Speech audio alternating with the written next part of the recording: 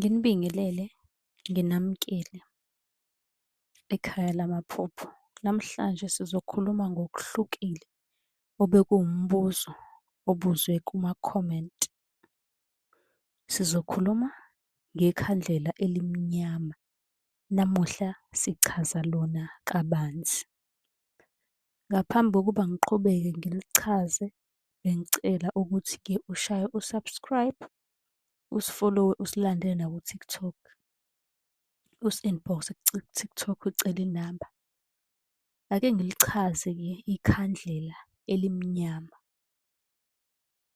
Leli khandlela-ke kuthiwa liyasebenza ukuguqula okuhle kube ngokubi. Lokho-ke siyaye sikubize ngobuthakathi, kuthiwa ukuthakatha.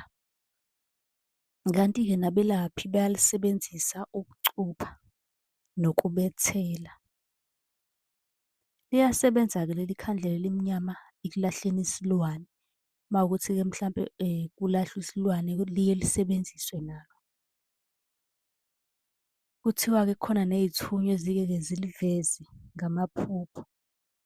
Kodwa obokwazi ukuthi malivela ephusheni lelo khandlela elimnyama, lelo dlozi lelo lidinga ukugezwa.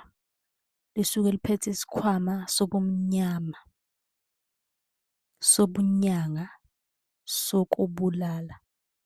Okusho ukuthi kungenzeka ugcine wena uphenduka ube umuntu omubi noma ube umthakathi, singabeka kanjalo ngenxa yalo leli dlozi leli.